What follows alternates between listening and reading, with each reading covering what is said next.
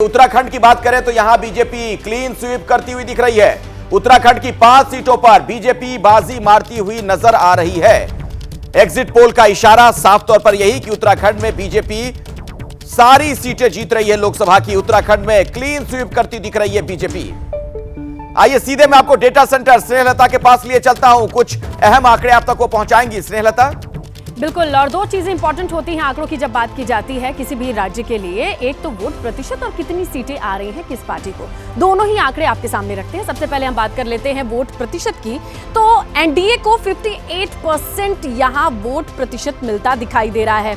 अब इंडिया गठबंधन की बात कर लीजिए आप, तो यहां पर 34 यानी 34% वोट प्रतिशत उनके खाते में जाता दिखाई दे रहा है। ये आंकड़ों की बात कर रहे हैं सी वोटर सर्वे के बाद जो निकल करके सामने आया। अदर्स के लिए यहाँ पर जो आंकड़ा है वो 8% का है। अब आइए बात कर लेते हैं वोट प्रतिशत के बाद क्या सीटों का हिसाब किताब है, तो कुछ खास हिसाब किताब है नहीं। देवभूमि की बात कर लें तो 5 सीटें वो पूरी की पूरी यहाँ पर एनडीए के खाते में जाती दिखाई दे रही है, और खाली हाथ दिखाई दे रहा है इंडिया गठबंधन कह लीजिए, कांग्रेस कह लीजिए या अदर्स के लिए।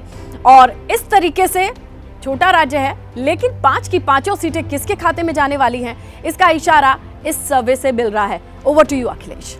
शुक्रिया स्नेहलता इस जानकारी के लिए आपका। एग्जिट पोल उत्तराखंड के मुख्यमंत्री पुष्कर सिंह धामी ने एग्जिट पोल पर यह कहा कि यह आंकड़ा 4 जून और आगे बढ़ेगा। यह प्रधानमंत्री मोदी की नीति और नियत की जीत है। सभी एग्जिट पोलों में एनडीए और भाजपा को प्रचंड बहुमत दिखाया गया है, और ये एग्जिट पोल उस दिन और आगे बढ़ेंगे जिस दिन 4 जून को रिजल्ट आएगा, और जैसे जैसे मतगणना प्रारंभ होगी ये आगे बढ़ते जाएंगे, और मोदी जी तीसरी बार प्रचंड जीत के साथ देश के प्रधानमंत्री बनेंगे। ये जीत भारत के मोदी जी के 140 करोड़ परिवारजनों की जीत है, उनकी नीति और नियत की जीत है, गरीब कल्याण सुशासन की जीत है। जो उन्होंने देश के लिए अपना एक एक पल और एक एक क्षण लगाया है, ये उसकी जीत है और ये ऐतिहासिक होगा। देखिए उत्तराखंड को देवभूमि भी कहते हैं और बीजेपी के लिए एक तरीके से राजनीतिक प्रयोग की धरती भी नजर आई। ऐसे में राकेश जी, अगर यहाँ पर 5 की 5 सीटें बीजेपी लेती हुई नजर आ रही है तो क्या इसमें कोई आश्चर्य है?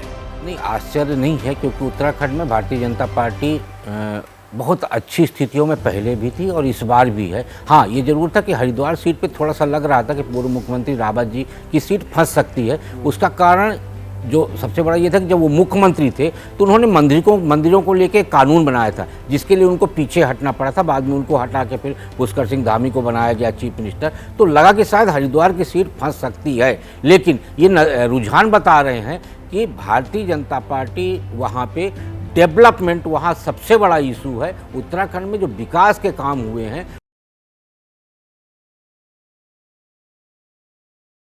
जैसे ही घड़ी का काटा दोपहर 2:30 पे आए, बबीता जी का दिल सास बहू साजिश के लिए मचल जाए।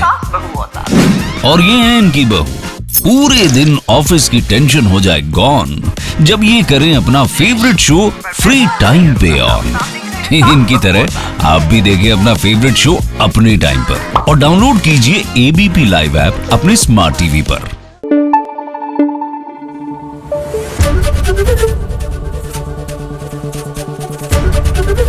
एबीपी न्यूज आपको रखे आगे।